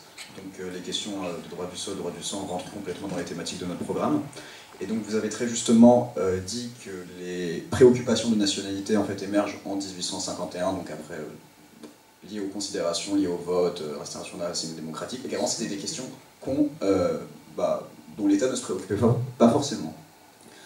Donc vous avez évoqué l'évolution juridique et politique liée aux questions de nationalité sur la fin du XIXe siècle. Est-ce que vous pourriez nous faire un rapide topo sur les évolutions dynamiques à la première moitié du XXe siècle liées aux considérations juridiques et entremêlées des considérations politiques de l'époque? Il y a un devoir pour demain. On peut peut-être garder des notes sur la question. Vous me laissez poser ma question. Un petit pas de côté par rapport au thème, alors vous verrez bien comment vous voulez agencer ça. Vous avez évoqué tout à l'heure le renforcement de la logique des frontières en Europe. Et vous indiquiez que vous sembliez indiquer que ça prenait très très bien sa place dans la législation européenne elle-même et autres. Alors, est-ce qu'on ne peut pas dire quand même, au vu des évolutions en Europe, que c'est aussi la montée des populismes et des nationalismes qui fait que l'Europe est obligée un petit peu d'ajuster son propos sur la question? Voilà, je vais rester là. Petite incise européenne. Oui, merci. L'Europe est partout là-dedans. Alors j'y vais par étapes. Un enfant né de parents syriens, mais en France. Quelle est sa nationalité et comment est-ce qu'il fait en attendant? S'il est né de parents syriens, il est syrien. Est-ce qu'il peut collecter son passeport? Ça, c'est une autre histoire. Hein. Est-ce qu'il a accès à sa documentation d'état civil, de filiation? Et est-ce qu'il y a une représentation diplomatique, même embryonnaire, consulaire, qui peut lui donner accès à ce genre de documents? Pas sûr du tout. Hein. C'est le drame des populations migrantes, et c'est le drame même d'un certain nombre d'États qui sont défaillants sur le plan de l'état civil. Qu'en réalité les personnes sont au regard de la législation des nationaux, mais qui ne sont pas en situation de pouvoir en faire la preuve, et qui ne sont pas en situation de pouvoir en jouir. Et pas avoir de passeport, c'est très compliqué pour un nombre infini d'activités de la vie quotidienne. Est-ce qu'il peut être reconnu comme apatride, cet enfant, et la reconnaissance de statut d'apatride lui donnerait un statut qui lui permettrait de son identité, etc., et justement d'accomplir cet acte de la vie courante? Non. Non, parce qu'il est syrien, au titre de sa législation sur le droit du sang en Syrie. Donc tant qu'il n'est pas en situation de se procurer son passeport syrien, ça va être très compliqué. Mais à 13 ans, il aura la nationalité française. Alors je réfléchis en même temps que je vous parle, exception de tout à ce que je viens de vous dire, comme il est né en France, il a accès à ce qu'on appelle un titre d'identité républicain, qui est un document qu'on réserve aux Français qui vont pouvoir accéder à la nationalité par le droit du sol. Enfin, aux étrangers qui vont pouvoir accéder à la nationalité par le droit du sol. Donc il va pouvoir s'en sortir sans doute dans les démarches innombrables avec son titre d'identité républicain en attendant d'avoir un passeport à 13 ans. Voilà. La protection d'un réfugié politique, de qui dépend-il? Alors qu'est-ce que c'est un réfugié? C'est quelqu'un qui craint, en cas de retour dans son pays d'origine, d'être persécuté. D'être persécuté, mais attention, le réfugié, tel que défini par le droit de l'Union européenne et par la Convention de Genève de 1951, ce sont des cas très limités. Persécution à raison de la race, de l'origine nationale, des convictions politiques, pardon? Non. De la religion et de l'appartenance à un groupe social. Qu'est-ce que c'est l'appartenance à un groupe social? On n'en sait strictement rien. Ce sont les juges qui, au cas par cas, disent « ceci est une appartenance à un groupe social qui peut être source de persécution, donc qui peut donner lieu aux reconnaissances du statut de réfugié. Les femmes afghanes appartiennent à un groupe social. » Mais c'est grâce aux juges qu'on le sait. Le statut de réfugié tel qu'il est adopté en 1951 ne prévoit pas du tout le genre, hein, ni le sexe, comme on aurait dit à l'époque, comme critère de protection. Donc, quand on est reconnu réfugié, on n'a pas le droit on n'est pas protégé par l'État qui vous a reconnu comme réfugié. On a un droit fondamental, c'est de ne pas être refoulé, expulsé vers son pays d'origine, où il a été reconnu qu'on court un risque. On n'est pas protégé quand on est réfugié au sens plein, comme le serait un national, en disant protégé que d'une seule chose, mais c'est essentiel, de l'expulsion vers le pays d'origine. Donc c'est une protection légère. Au titre de la Convention de Genève, il y a une obligation qui est faite aux États de faciliter la naturalisation des réfugiés, pour recréer un lien complet de protection, en fait. C'est ça la rationalité. Vous n'êtes pas obligé de les naturaliser, mais vous devez faciliter leur démarche. En France, par exemple, ils peuvent demander de la nationalité dès qu'ils sont reconnus réfugiés. Ça ne veut pas dire qu'on leur donnera, mais en tout cas, ils peuvent la demander plus tôt que les autres catégories d'étrangers. J'en viens du coup justement à la question de la naturalisation. Quand 5 ans, c'est le principe. Ça peut être moins, dans certains cas. 5 ans de séjour régulier. Il ne suffit pas d'être en France depuis 5 ans pour demander sa naturalisation. Si vous êtes entré en France avec un visa de tourisme et que vous avez obtenu une régularisation 4 ans plus tard, c'est après votre régularisation, après 5 ans, sous statut régulier, que vous pourrez demander votre naturalisation. Est-ce que vous avez le droit de l'obtenir une fois que vous l'avez demandé? Non. Il y a des conditions qui sont fixées par le Code civil. L'assimilation. Le Code civil parle d'assimilation. Donc l'assimilation, c'est l'acquisition des codes culturels, sociaux de la France. Le fait aussi, et la préfecture y fait attention, de fréquenter des Français. Et pas seulement de fréquenter des personnes de votre origine. On peut vous refuser la naturalisation parce que vous ne fréquentez pas de Français. Ça arrive. La langue. La langue, bien sûr. Autre critère, ça a été relevé. Désormais, il faut une maîtrise à l'oral, mais aussi à l'écrit de la langue française. Et je peux vous dire que les chiffres se sont effondrés depuis qu'on a demandé une maîtrise de la langue à l'écrit, parce que le français, on peut le parler, on peut avoir une maîtrise communicationnelle, même vraiment fluide. Hein. Par contre, l'écrire, ça c'est une autre histoire. Hein. Et atteindre un niveau B1 ou B2 en langue écrite, ça aurait été très compliqué. Donc les chiffres se sont effondrés. Hein. Depuis 10 ans, les chiffres de la naturalisation se sont effondrés. Est-ce que votre nationalité, elle est sécurisée quand vous êtes naturalisé? Non. La déchéance de nationalité peut vous frapper si vous avez commis une infraction, et en particulier si vous avez commis une infraction qualifiée de terrorisme.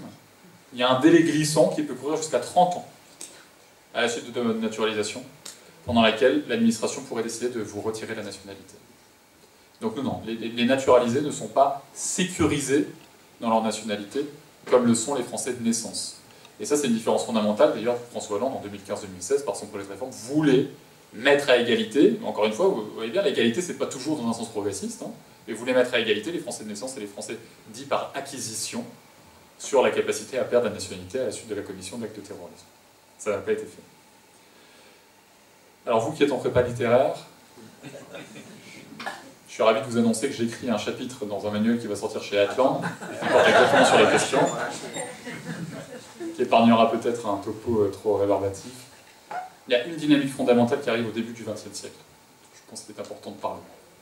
Les femmes étaient largement discriminées par la législation sur la nationalité pendant tout le 19e. Bref, au moins pendant tout le 19e. Alors sous l'Ancien Régime, c'est paradoxal, avant la Révolution française, parfois les femmes étaient mieux traitées qu'au 19e siècle. Pourquoi? Parce qu'il existait à l'époque ce qu'on appelle le principe d'unité de la nationalité. Alors qu'est-ce que c'est l'unité de la nationalité? Ça veut dire, dans le foyer, une seule nationalité. Et laquelle, à votre avis? Celle du mari. Celle du mari. Et donc la femme française, quand elle se mariait à un étranger, perdait sa nationalité française. Elle la perdait. Et ça a posé un gros problème démographique au début du XXe siècle, parce que il n'y a plus assez de Français. Et les démographes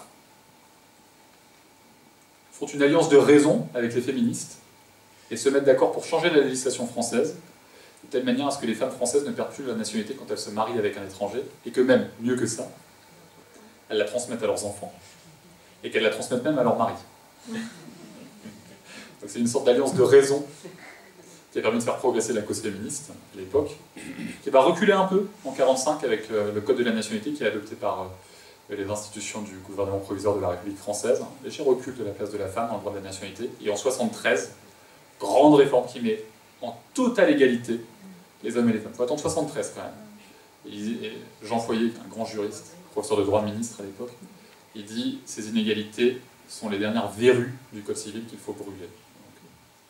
Et donc, peut-être la plus grande dynamique du droit de la nationalité sur le XXe siècle, c'est celle-là.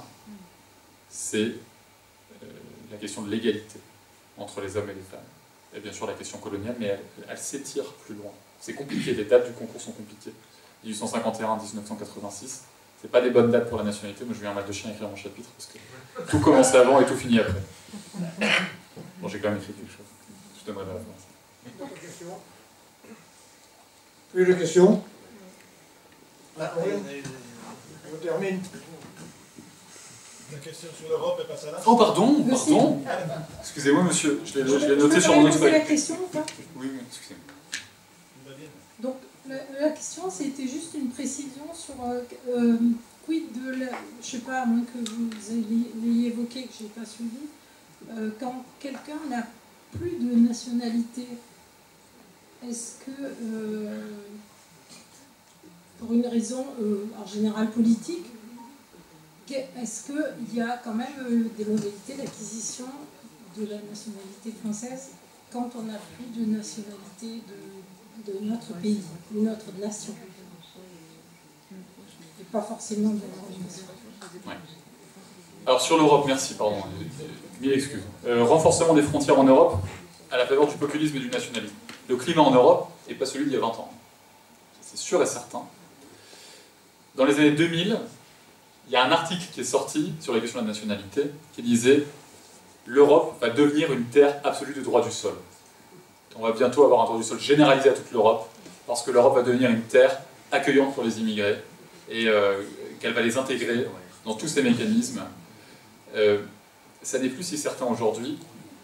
Je citerai deux exemples juridiques, je suis professeur de droit, où le nationalisme et le populisme ont un effet direct sur des éléments concrets qui sont juridiques. Premier effet, la Cour européenne des droits de l'homme, la Cour de Strasbourg, qui est la Cour de la Convention européenne des droits de l'homme, recule très largement dans sa jurisprudence sur la place qui est faite aux étrangers et aux nationaux. C'est-à-dire qu'il y avait une jurisprudence dans les 2000 qui était très engagée, il faut le dire, hein. Ce sont des juges qui allaient assez loin dans la reconnaissance de droits, sur la base de textes qui étaient finalement assez généraux, et qui ont été assez loin dans la reconnaissance de droits. Il y a un certain nombre de jurisprudences qui ont été balayées sur les 5 à 10 dernières années, et qui ont fait reculer les protections offertes aux étrangers et aux nationaux, dans la possession de leur nationalité.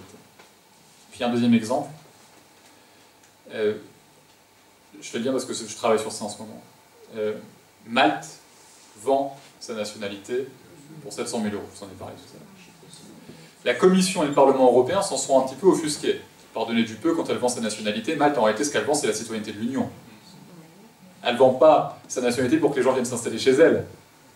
Elle vend sa nationalité pour que les gens aient la citoyenneté de l'Union et qu'ils puissent profiter de la liberté de circulation, d'installation, des droits politiques, le cas échéant, sur l'ensemble du territoire de l'Union européenne. Elle le faisait à une époque où le Royaume-Uni, elle le fait toujours d'ailleurs, à une époque où le Royaume-Uni faisait partie de l'Union européenne, vous pouviez aller suivre vos études à Oxford ou à Cambridge pour les sommes réservées aux ressortissants de l'Union européenne et pas pour les étrangers extra-communautaires. Ça fait une différence importante. Vous pouviez ouvrir un business très facilement. Bref, ça offre des avantages considérables.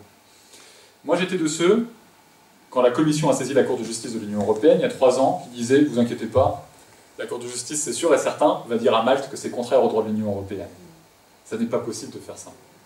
Il y a une solidarité européenne, une loyauté européenne, une dignité attachée au statut national qui empêche qu'on puisse faire ça.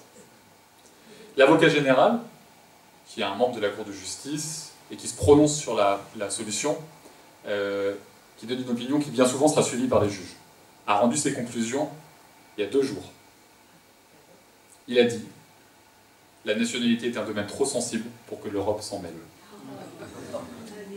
Voilà le climat nationaliste et populiste dont vous parlez. Avec la montée des nationalismes dans l'Union européenne, il y a une exacerbation de ce qu'on appelle les compétences exclusives des États. Et la nationalité, qu'on le veuille ou non, c'est quand même au cœur de la souveraineté des États. Décider qui en est et qui en est pas, la communauté politique, fait quand même partie des prérogatives auxquelles les États sont attachés. Alors après, la place que vous ouvrez au collectif dans ces prérogatives, évidemment, elle peut varier. Et moi, je pense que la question se serait posée il y a 10 ans. Peut-être que les conclusions de l'avocat général auraient été différentes. Et là, aujourd'hui, avec la Hongrie, la Pologne, l'Italie, les pays du Nord, la France, dans une certaine mesure, eh bien, c'est plus difficile de faire valoir des positions juridiques qui viennent contraindre les États. Il s'appelle comment, cet avocat général? Il s'appelle Anthony Collins, il est irlandais. C'est le commentaire. Sur l'apatridie, il y a 2 choses ici. Si vous naissez apatride en France, vous êtes français dès votre naissance. Si vos parents ne vous transmettent pas de nationalité, ça peut arriver. Vous êtes français tout de suite, dès la naissance. Si vous devenez apatride, vous aviez une nationalité et que vous la perdez, pour telle ou telle raison, c'est plus rare. Vous pouvez obtenir ce qu'on appelle le statut d'apatride, qui est un statut qui, en tout point, est similaire au statut de réfugié. Et qui, normalement, vous permet, là encore, d'obtenir de manière facilitée la nationalité française. C'est pas automatique, hein. Normalement, vous avez une vocation, si vous résidez en France, à obtenir la nationalité française. Donc il y a vraiment une distinction entre, si vous êtes apatride dès la naissance, la France et beaucoup d'autres pays vont faire de vous un national dès la naissance, pour corriger cette anomalie.